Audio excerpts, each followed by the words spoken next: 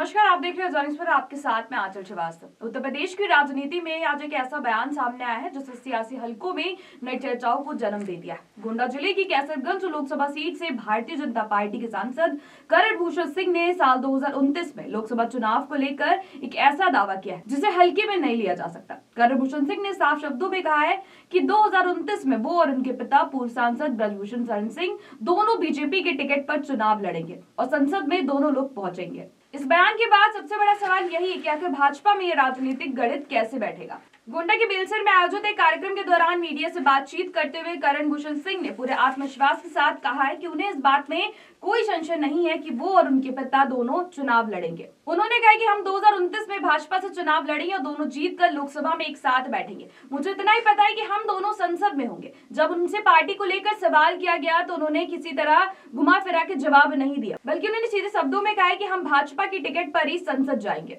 दरअसल करण भूषण सिंह का ये बयान उनके पिता ब्रजभूषण शरण सिंह के उस पुराने ऐलान से जुड़ता है जिसमें उन्होंने कहा था कि कोई भी ताकत उन्हें चुनाव लड़ने से रोक नहीं सकती। ब्रजभूषण पहले ही साफ कह चुके हैं कि चुनाव उन्हें कोई नेता नहीं बल्कि कार्यकर्ता लड़वाएंगे। हालांकि उन्होंने ये भी कहा था कि किस सीट से और किस पार्टी से चुनाव लड़ेंगे इसका खुलासा चुनाव से 6 महीने पहले किया जाएगा। लेकिन अब बेटे करण भूषण सिंह के बयान के बाद राजनीतिक तस्वीर और स्पष्ट होती दिख रही है। सवाल ये है कि क्या भाजपा 2029 में पिता पुत्र दोनों को टिकट देगी, और अगर देगी तो दोनों किस सीट से चुनाव लड़ेंगे ये आने वाले वक्त में पता चल ही जाएगा। इस पूरे घटनाक्रम की पृष्ठभूमि बेहद अहम है। ब्रजभूषण शरण सिंह पर महिला पहलवानों द्वारा लगाए गए यौन शोषण के आरोपों का मामला फिलहाल अंतिम चरण में है। हालांकि नाबालिग महिला पहलवान से जुड़े दिल्ली पुलिस की क्लोजर रिपोर्ट के बाद अदालत ने पॉस्को एक्ट के तहत मुकदमे को समाप्त कर दिया है। इसे ब्रजभूषण शरण सिंह के लिए बड़ी राहत माना गया है। इन्हीं आरोपों और विवादों के चलते 2024 के लोकसभा चुनाव में भाजपा ने कैसरगंज सीट से ब्रजभूषण शरण सिंह का टिकट काट दिया था। ये फैसला पार्टी के लिए रणनीतिक माना गया है ताकि चुनावी नुकसान से बचा जा सके। उसकी जगह भाजपा में उनके छोटे बेटे करण भूषण सिंह को उम्मीदवार बनाया गया।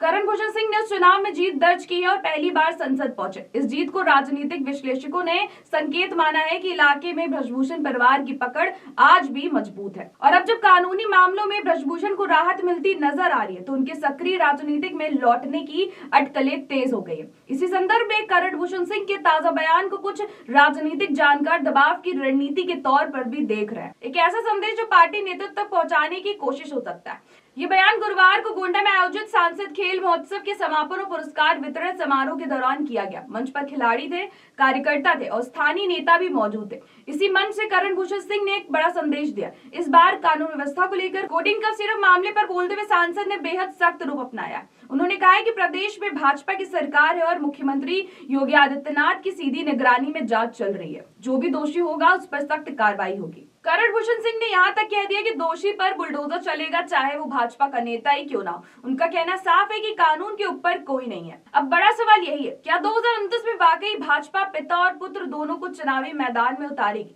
क्या ब्रजभूषण शरण सिंह की राजनीति में वापसी होगी? और क्या ये बयान आने वाले वर्षों की सियासत की दिशा तय करने वाला साबित होगा? इन सवालों के जवाब अभी भविष्य के गर्भ में है, लेकिन इतना तय कि करण भूषण सिंह का ये बयान यूपी की राजनीति में नई बहस और नई रणनीतियों की शुरुआत जरूर कर चुका है। तो ऐसे देश और दुनिया की बड़ी खबरों पर नजर रखने के लिए आप जुड़े रहिए जनहित प्रेस के साथ। नमस्कार।